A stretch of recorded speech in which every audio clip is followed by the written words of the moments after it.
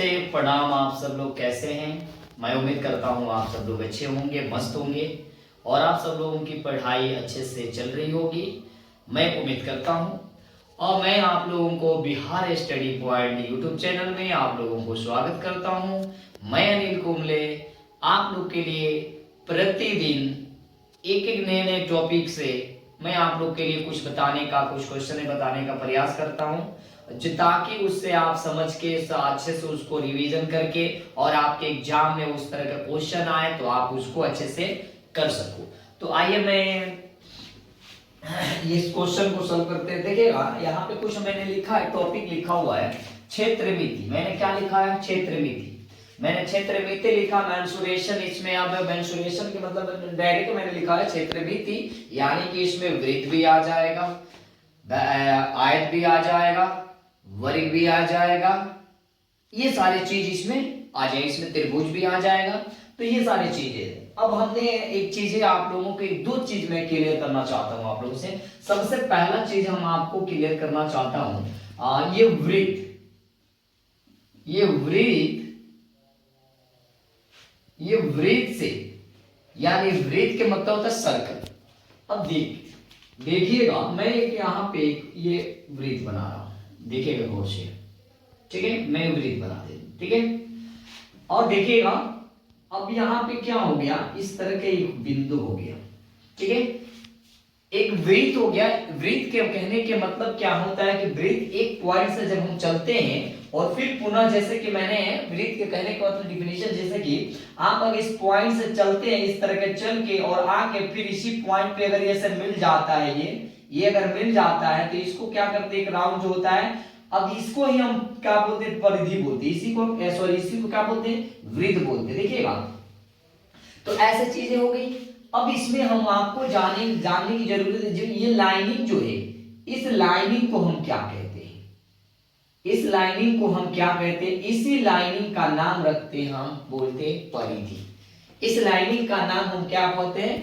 परिधि, जिसको हम डायगोनल बोलते हैं। अब यहाँ पे देखिएगा, अब ये चीजें यहाँ पे देखिएगा, ये चीजें हम अगर यहाँ पे कर दे रहे हैं, देखिएगा गौर से, तो ये त्रिज्या हो गया, ये त्रिज्या हो गया, तो ये आपका हो गया स्मॉल आर हो गया, तो ये त्रिज्या है।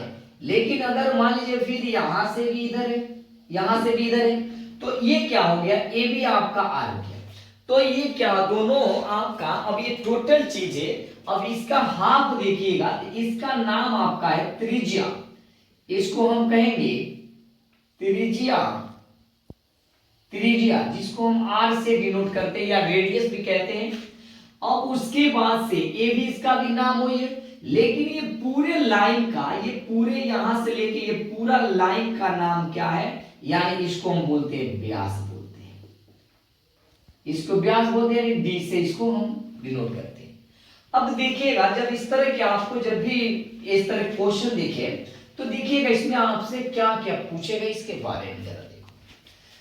अब इसमें भी एक चीजें होता है, थोड़ा सा देख लीजिएगा। इसमें भी एक होता है, ऐसे होता है, चाप होता है, सॉरी जीवा होता है। इस लाइन का नाम जीवा है। मैं आप लोगों को बता दे रहा हूं, समझिएगा, पहले आपको कई क्वेश्चन इसमें बताना होगा। अब देखिएगा, अब ये जो है ना कि अगर ये पूरा, ये जीवा हो गया छोटा सा, ये पूरा अगर ऐसे कटता है इतना, तो इसको बोलते हैं, इसका बोलते हैं चाप बोलते हैं, इसको हम चाप बोलते हैं, इसको हम क्या बोलते हैं, चाप बोलते हैं। तो आइए हम सबसे पहला इसमें देखते हैं, यहां देखेंगे सबसे पहले इसमें हम लोग क्या करेंगे, वृत्त का क्षेत्रफल, शॉर्ट लिख दे रहे हैं, इसमें शॉर्ट कर दे रहे हैं, तो पाई आर स्क्वायर सर, इसको हम इस तरह के लिखेंगे। दूसरी चीज, अब यहां पे देखिएगा, तो ये वृत्त का क्षेत्रफल हो गया। अब देखिएगा दूसरा में हो गया, ये वृत्त का क्षेत्रफल हो गया और वृत्त का परिधि। देखिएगा वृत्त का परिधि, वृत्त का परिधि हो जाता है 2πr। ठीक है, 2πr हो गया। ठीक है, अब देखिएगा 2πr हो गया। अब ये चीजें है, ये दो चीज हो गया, वृत्त का क्षेत्रफल हो गया, वृत्त का परिधि हो गया। अब देखिएगा जब भी आपको जब क्वेश्चन मिलेगा तो ऐसे कुछ क्वेश्चन मिले, r बराबर आपको दे देगा इतना कर देगा, सेंटीमीटर कर देगा। ठीक है, r बराबर जब आपको इस तरह के पूछेगा तो आप क्या करोगे, जैसे मान लीजिए यहाँ पे हम दूसरे कोई चीज रख ले रहे हैं, चलिए मान लीजिएगा हम यहाँ पे 21 रख दे रहे हैं, तो यहाँ पे रख देंगे। तो अगर हमको पूछेगा वृत्त का क्षेत्रफल ज्ञात करिए, तो वृत्त का क्षेत्रफल ज्ञात करिए तो यही वाला फॉर्मूला लगाएंगे, वृत्त का क्षेत्रफल लिख देंगे, और क्षेत्रफल लिखने के बाद से 2πr स्क्वायर, πr स्क्वायर है ना, तो πr स्क्वायर है तो यहाँ लिख देंगे, और यहाँ 22 यहाँ लिखेंगे 22 बटा के 7 इंटू के कितना 21 इंटू के 21। ठीक है, तो 7 एकम के 7, 7 तरीका के 21। ठीक है, तो ये हो जाएगा इस तरह के। तो मैंने इस तरह के गुना करके अब अपना आंसर हम राइट कर लेंगे, जैसे कि यहाँ पे कर लेंगे 21 और 22 और यहाँ पे 3। अभी ये गुना कर लेंगे, जितना होगा उतना हमारा क्या हो जाएगा, आंसर हो जाएगा। दूसरा देखिएगा, एक चीज और मैं आपको बताना चाहता हूं।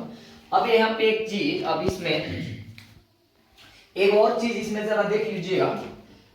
एक ये है, ये एक पाई इसको बोलते हैं, इसका नाम है, इसको हम बोलते हैं पाई बोलते हैं, जिसका मान होता है 22 बटा के 7 होता है, या 1 पॉइंट करके 14 होता है। ये भी 22 बटा 7 हमको रखने दीजिए, अभी चलिए बाद में देखा जाएगा जब इसको जरूरत पड़ेगी। तो आगे चलते हैं, एक चीज और देख लीजिए, थोड़ा सा और देख लीजिए।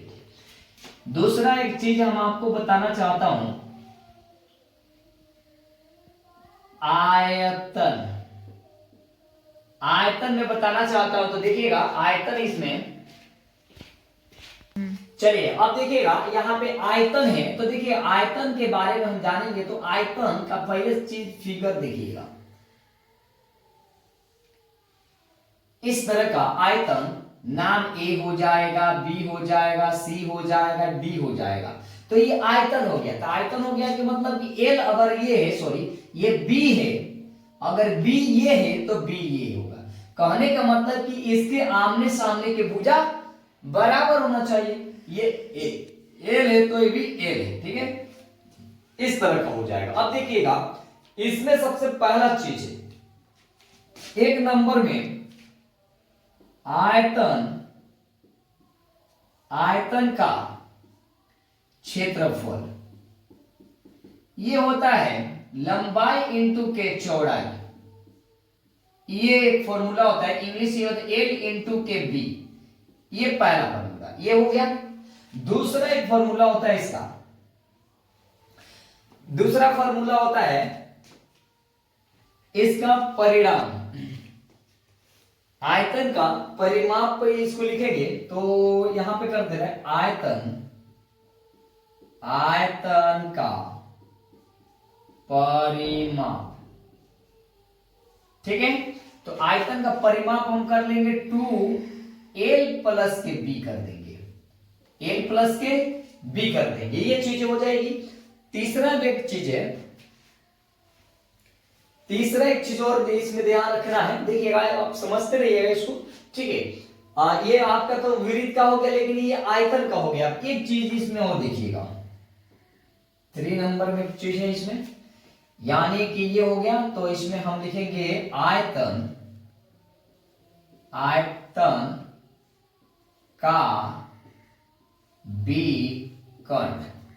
अच्छा, विकर्ण कितने लोगों को पता है? देखिएगा सर, विकर्ण इसको बोलते, इसी का नाम है विकर्ण, इसका नाम विकर्ण है। अब देखिए इसको फॉर्मूला होता है, रूट अंडर लिख देते हैं एल का स्क्वायर प्लस बी का स्क्वायर, माने ये फॉर्मूला होता है हिंदी, और इंग्लिश फॉर्मूला सर होता है एल का स्क्वायर प्लस बी का, सॉरी यहां पे हो जाए चौड़ाई का, यहां पे लिख देंगे होल स्क्वायर।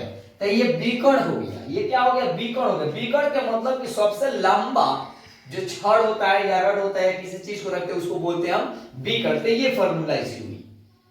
और ये इसको आप याद करिएगा अच्छे से, जब याद कर लीजिएगा तब हम आपको क्या करेंगे, इस पे 1 2 3 4 5 करके क्वेश्चन बनाएंगे और आपको क्वेश्चन आ जाएगा समझ में। जैसे हम इस पे एग्जांपल के ले ले, मान लीजिए एक आयतन है जिसकी लंबाई है 10 सेंटीमीटर और चौड़ाई है 5 सेंटीमीटर।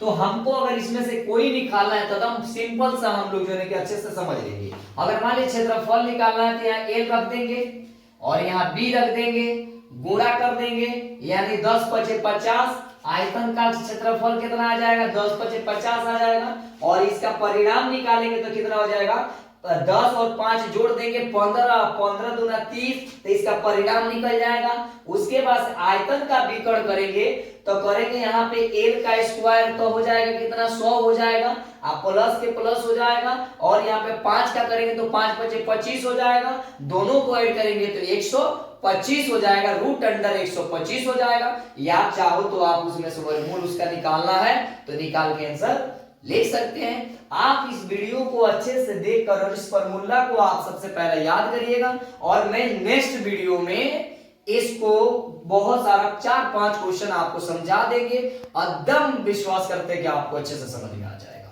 ठीक है, तो इस वीडियो को आप लोग देखिएगा और इसको समझिएगा। ओके।